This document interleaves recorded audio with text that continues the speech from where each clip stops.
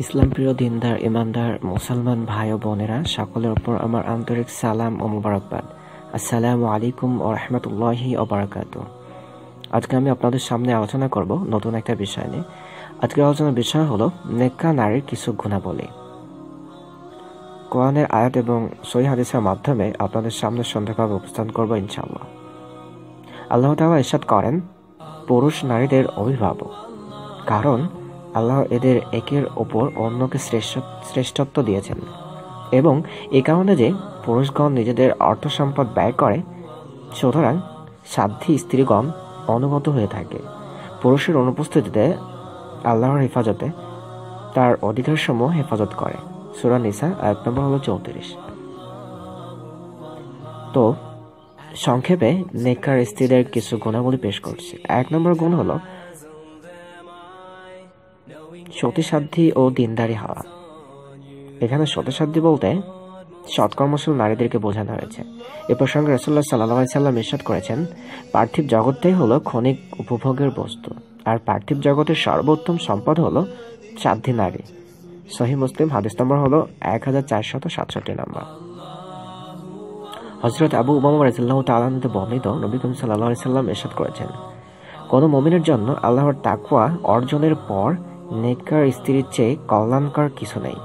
কারণ স্বামী তাকে আদেশ করলে সে আনুগত্য করে, তার দিকে দৃষ্টিপাত করলে সে অর্থাৎ স্বামী মুগ্ধ হয়, তাকে নিয়ে শপথ করলে সে তা শপথকৃত কর্ম পূরণ করে, স্বামীর অনুপস্থিতিতে নিজেকে অন্যায় অপকর্ম থেকে এবং স্বামীর সম্পদ সংরক্ষণ করে।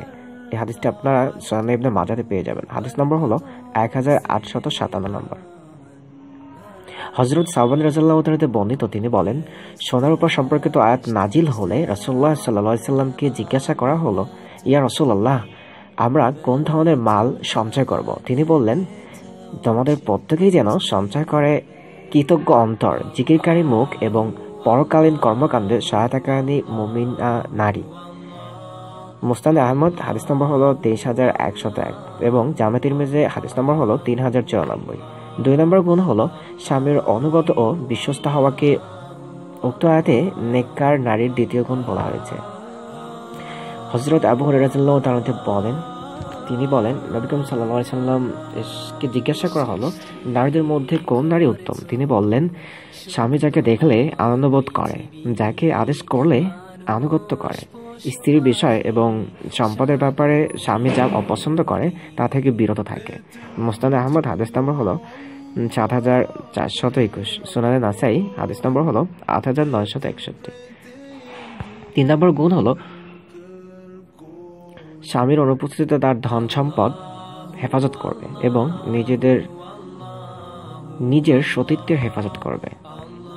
হযরত আবু হুরায়রা বর্ণিত, রাসূলুল্লাহ সাল্লাল্লাহু আলাইহি সাল্লাম বলেছেন, উত্তম স্ত্রী সে যার প্রতি দৃষ্টিপাত করলে তোমাকে আনন্দিত করে, আদেশ করলে আনুগত্য করে, তুমি দূরে থাকলে তার নিজের ব্যাপারে এবং তোমার সম্পদের ব্যাপারে তোমার অধিকার রক্ষা করে। তারপর তিনি কোরআনের উক্ত আয়াত পুরুষ নারীদের অভিভাবক তেলাওয়াত করেন। তাফসিরে তবারি হাদিস নম্বর হলো 9329। 4 নম্বর গুণ হলো পবিত্র ও চরিত্রবান হওয়া। এ প্রসঙ্গে কোরআন মাজিদে ইরশাদ হয়েছে, পবিত্র নারীগণ পবিত্র পুরুষদের উপযুক্ত এবং পবিত্র পুরুষগণ পবিত্র নারীদের উপযুক্ত।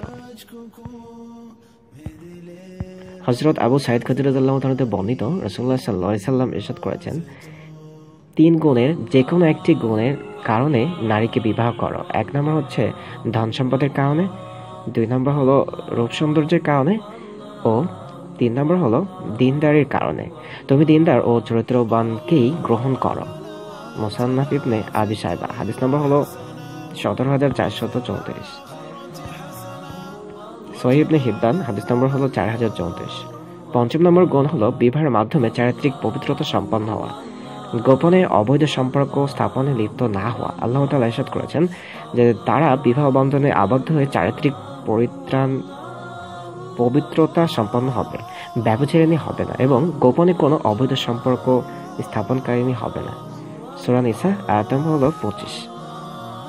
এই আয়াতে ব্যাখ্যা হযরত ইবনে আব্বাস রাদিয়াল্লাহু তাআলা বলেন, চারিত্রিক নিষ্কলুষতার অধিকারিণী নারীগণ যারা প্রকাশ্যে অপ্রকাশ্যে ব্যভিচারী হবে না এবং সংগোপনে অবৈধ বন্ধু গ্রহণকারিনী হবে না।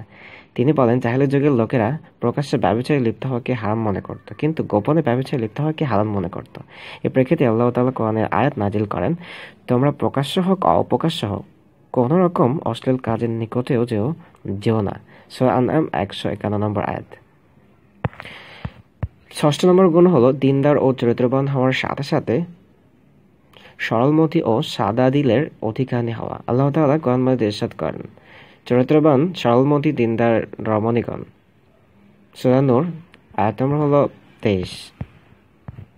৭ম নম্বর গুণ হলো গৃহে অবস্থান করা, অপ্রয়োজনে বাহিরে না যাও। আল্লাহ তাআলা ইরশাদ করেছেন, তোমরা নিজ গৃহে অবস্থান করো, পরপুরুষকে সাজসজ্জা প্রদর্শন করে বেরিও না, যেমন প্রাচীন জাহেলি যুগে প্রদর্শন করা হতো। সূরা আহজাব 33 নম্বর আয়াত।